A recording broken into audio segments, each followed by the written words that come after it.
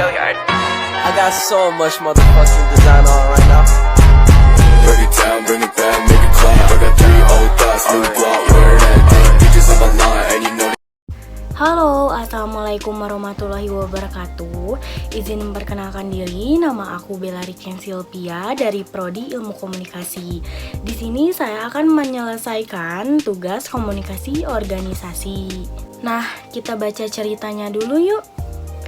Perusahaan XYZ adalah perusahaan teknologi yang berkembang pesat dengan lebih dari 500 karyawan di seluruh dunia. Kepala perusahaan, Bapak A, telah memimpin perusahaan selama lebih dari 10 tahun sejak pendiriannya. Selama waktu itu, perusahaan telah tumbuh secara signifikan dan menjadi pemimpin dalam industri teknologi. Namun, dalam beberapa tahun terakhir, karyawan mulai merasa kehilangan semangat dan loyalitas terhadap perusahaan. Setelah melakukan survei internal, perusahaan menemukan bahwa gaya kepemimpinan Bapak A mungkin menjadi penyebab karyawan merasa tidak termotivasi. Bapak A dikenal sebagai pemimpin yang otoriter dan jarang memberikan umpan balik positif ataupun penghargaan kepada karyawannya. Selain itu, karyawan merasa tidak dihargai dan merasa tidak memiliki kebebasan untuk mengeluarkan ide-ide baru.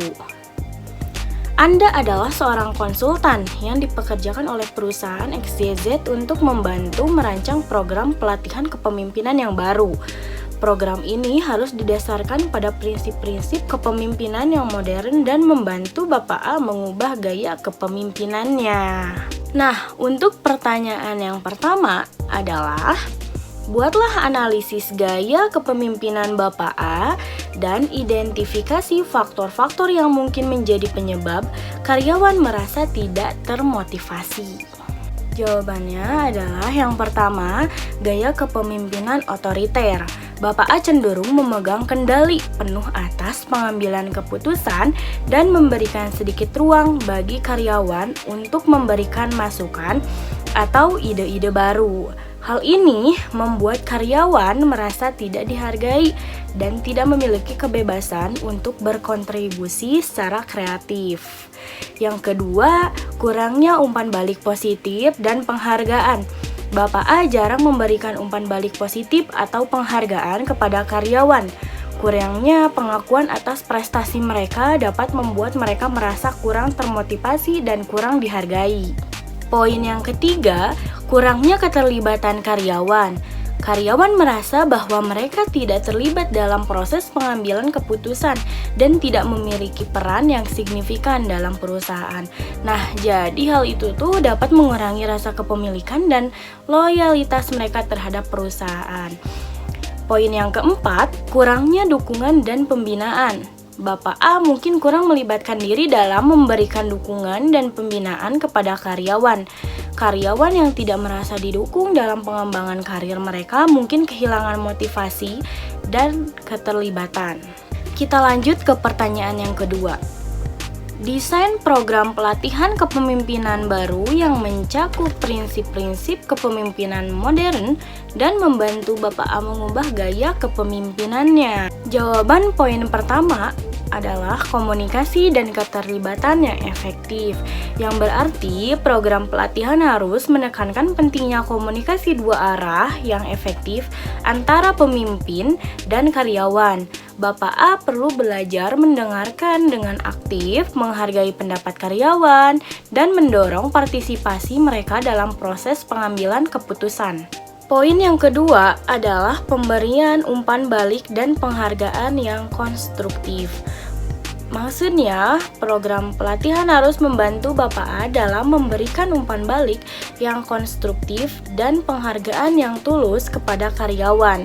Bapak A perlu memahami pentingnya pengakuan dan memberikan penghargaan atas prestasi karyawan untuk meningkatkan motivasi dan keterlibatan mereka. Poin yang ketiga, keterlibatan dan pemberdayaan karyawan.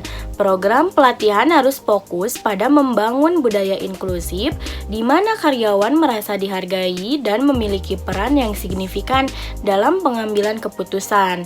Bapak A perlu belajar melibatkan karyawan dalam merumuskan visi, tujuan, dan strategi perusahaan. Poin yang keempat adalah pembinaan dan pengembangan karyawan. Program pelatihan harus membantu Bapak A dalam memahami pentingnya pembinaan dan pengembangan karyawan.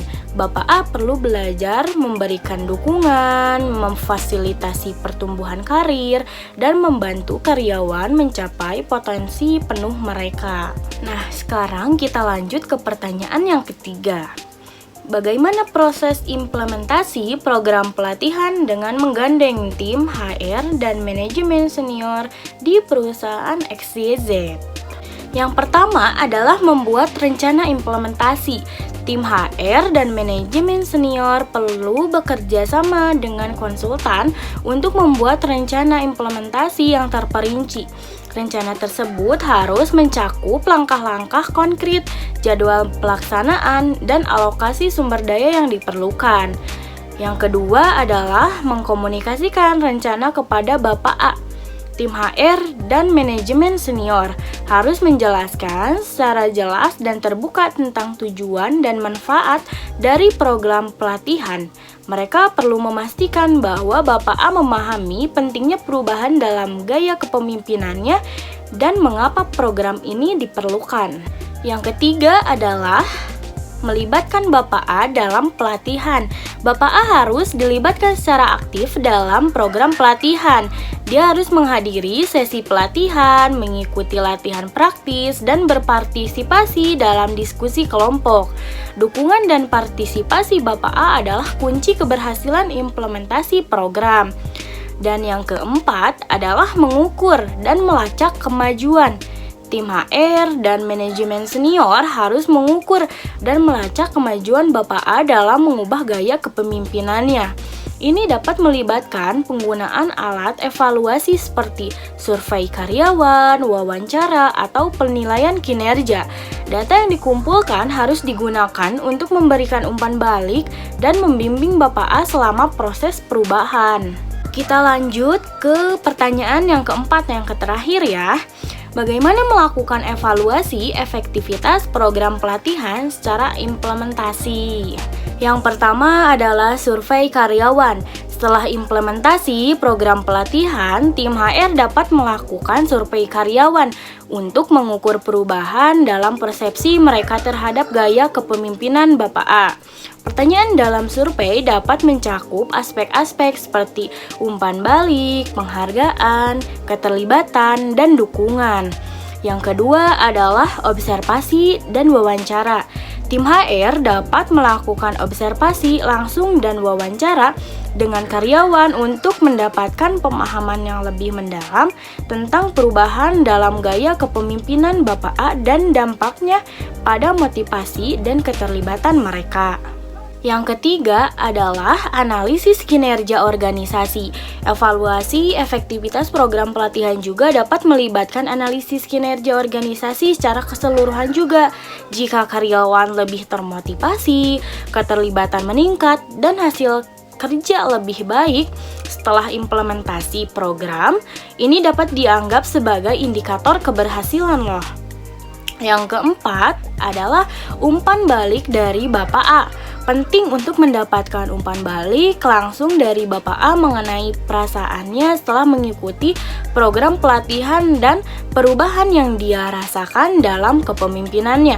Hal ini dapat membantu dalam mengevaluasi efektivitas program dan menentukan langkah-langkah selanjutnya untuk pengembangan lebih lanjut.